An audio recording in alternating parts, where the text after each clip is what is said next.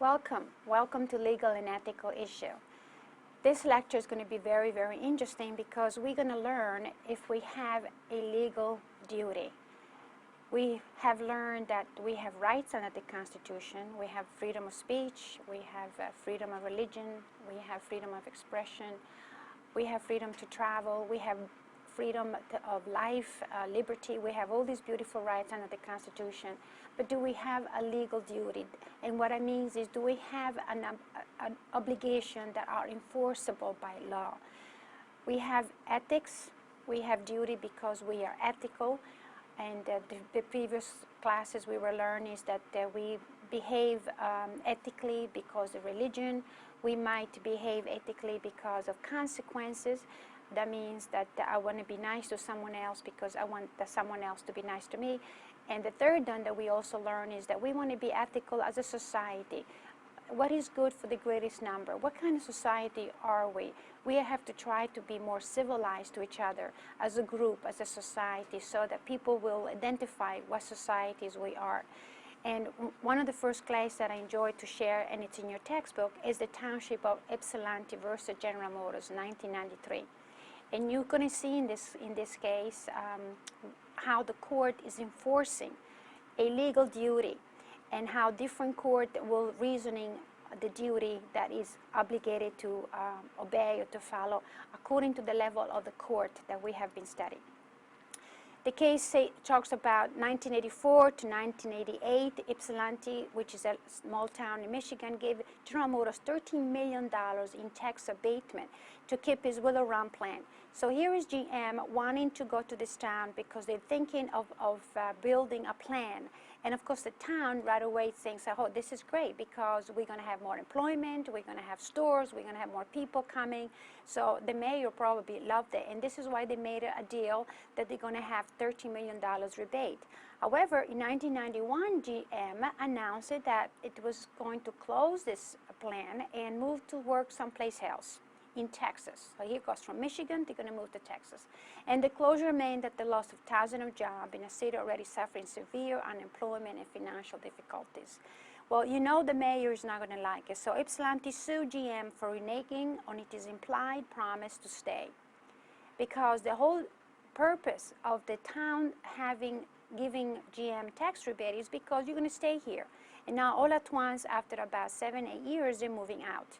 So the trial court judge invoked and stopped GM from closing this plant. So here we have a problem. They have an agreement, GM wants out, and the town says, no, you cannot go out. So you know that that is unconstitutional because we have the freedom to make a contract, and we have the freedom also to breach a contract. And of course, if they're going to leave, then they have to do what? Put back all those money that the town gave them as a rebate.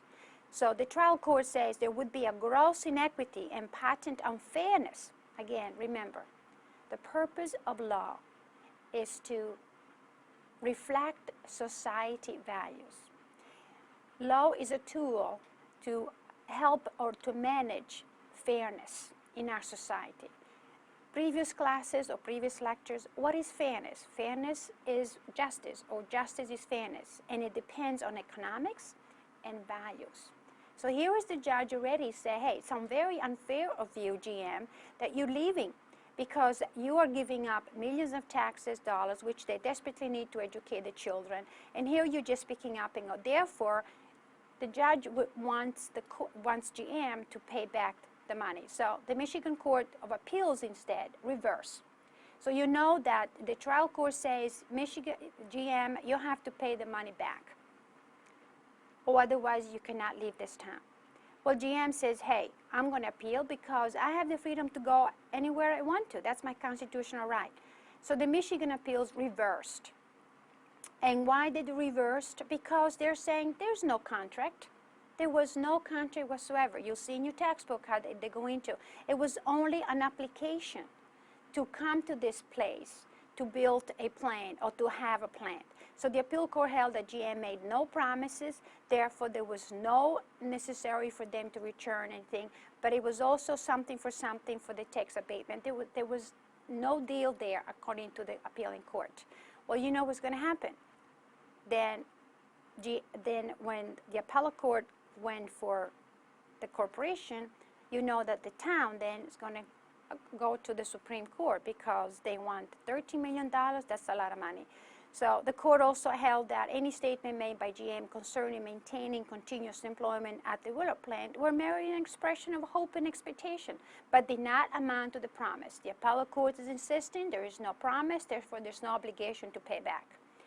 The court decision permitted GM to transfer production from the Michigan plant to Texas, no problem. So what's going on here? What kind of value you see it? Do you detect that the trial judge believes in a set of values that he tries to bring to bear on his legal ruling? You see here that the judge is trying to do, as a consequences, ethically, he sees a legal duty, or is making this case, or GM, to have a legal duty because of consequences. How can you leave this place without paying back the money? Look all the money we're losing.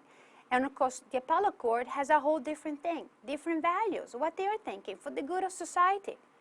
For the good of society, Michigan has the freedom to go wherever they want to, and maybe Texas needs more employment than Michigan. So these are the things that I want you to see when you read the cases. Again, another case question that I like to discuss on our bulletin board is by 2005, General Motors expects its international operation to surpass the size of its North America operation. So what do you think is going to happen? How can we attract business, which has been going on for several decades among the state and the city, has expanded into the international level, with United States localities competing with Mexico, the Pacific Rim, for example? What different ethical issues arise when the players become nations? In a global economy then, if I mentioned before, law reflects society's value. Well, when the parties are becoming nation, then whose nations will the law reflect? And this is what makes it so very, very interesting, because our value and the value of the society or the reasonable people or the group of people that have little disagreement about the same issue. But if you remember at the beginning, the United States and England is only 6% of the world population. The other 94% have different values than we have. They have different definition of fairness. So when the players are nation, we're going to have some problem, and we're going to discuss this on the bulletin board.